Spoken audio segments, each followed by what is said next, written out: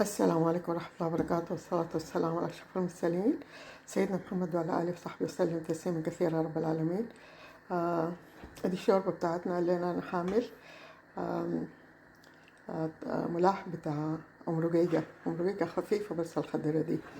طيب هنا ده أنا نجدت اللحمة وطلعتها طلعتها من الشوربة بتاعتها عشان أخلط الشوربة، لأنه فيها شوية بتاعت بعد ما حمرت البصل وأضفت له الموية طبعا وخديت اللحمة. طيب اللحمة بعد ما نقدت قمت طلعتها عشان في باقي بصل كده، ده قمت خلطته بالهاند بلندر أو المفراكة الكهربائية. وهسي هنا جاهزة هنا زي ما شايفين الشوربة جاهزة بتاعت الويكة يعني. برضو طلعت اللحمة عشان لما أقوم يعني أكب الويكة ما تتصلي في اللحمة يعني. ودي خطوة مهمة جدا، لازم تطلعوا اللحمة برا وبعدين تحطوا البهارات. خديت البهارات اللي هي الكزبرة والقرفة والهبهان كلهم مسحونين طبعا، وخديت الملح والثوم. طيب بعد شوية أنا هقوم أخد البامية اللي هي الويك، عبارة عن بامية منشفة ومدقوقة ومسحونة يعني. ده الطبيخ السوداني المفضل مع الكسرة، غالبا بتتاكل مع الكسرة يعني. دي يا جماعة الويكة اللي بتجينا اللي هي صنع في السودان، زي ما شايفين صنع في السودان هنا، صافية قالوا مجهزة بجودة عالية وخالية من المحسنات لتلبية أغراضكم يعني. أنا اشتريتها صراحة من مكان بتاع أكراد عراقيين يعني. فهسي هقوم أشيل منها زي ما شايفين هنا. طيب شلت منها هنا، هقوم أوزعها على الشوربة يعني. حاجة تاني، طيب هوزعها تاني.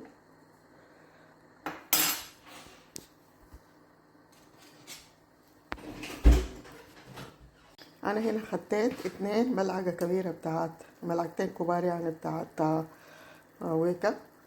طيب هقوم بالمضرب بتاع البيض، هقوم أحاول أتخلص من الكتل الموجودة في الشوربة يعني.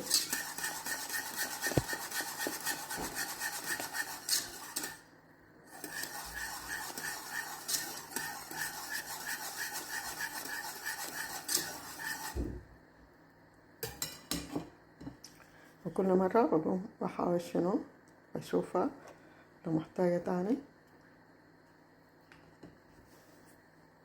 أضفت تاني زي ملعقتين برضو كبار، لأن حسيت بيها هي عايزة تبقى شوية بس كده، شوية خالص كده. خلاص القوام بتاعها تمام التمام.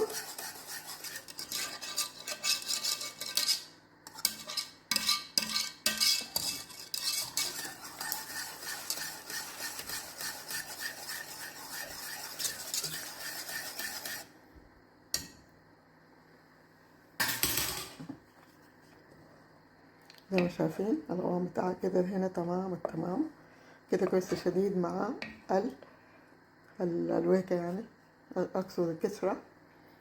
طيب هقوم أضيف لها اللحمة عشان تاخد كلها من بعضها، وأقلب زي ما شايفين. زي ما قلت لكم ولاح ويكة أو أم رقيقة خضراء يعني بتكون بس باللون بتاع الويكة يعني، اللي هي اللون الأخضر. ما ضفت لها أي صلصة ولا طماطم ولا أي شيء، بس ويكة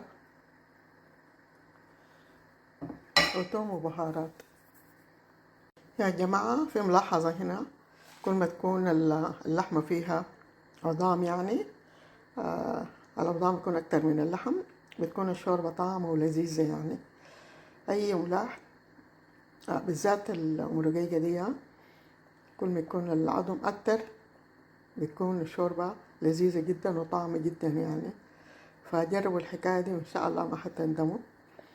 دي من الملاحظات اللي أنا طوالي بقدمها في الفيديوهات بتاعتي يعني. بكون جربت الحاجة ونفعت معايا ولقيتها جميلة جدا، فطوالي بقوم أعمل لكم بيها ملاحظات عملية يعني، نظرية وعملية. طيب دي الكسرة هقوم أكف فيها الويكة، المفروض تتغطى كده.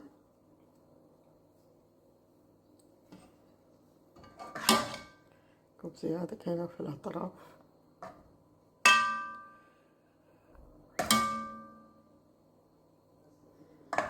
زي ما شايفين دي شكل النهائي بتاع الأكلة بتاعتنا.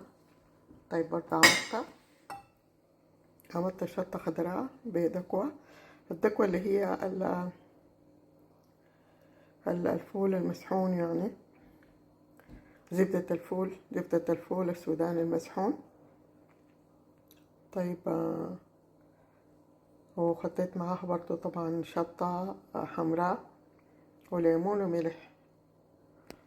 بس تقريبا دي الأكلة بتاعتنا اليوم الليلة، الحمد لله رب العالمين. طيب دي الأكلة بتاعتنا. أنا خطيت الكسرة وخطيت فوقها فوق الملاح بتاعنا اللي هو ملاح اسمه شنو، الويكة الخضراء أو ملاح رقيقة والكسرة هدي. طيب عملت تاني شطة خضراء بالدكوة أو زبدة الفول السوداني، ومعاها شطة طبعا حمراء وملح وليمون. طيب دي أكلتنا اليوم الليلة، إن شاء الله تكون عجبتكم، تستفيدوا من الحياة اللي أنا قلتها لكم يعني في الفيديو. في الختام أتمنى لكم كل سعادة هنا وراحة بال، والسلام عليكم ورحمة الله وبركاته.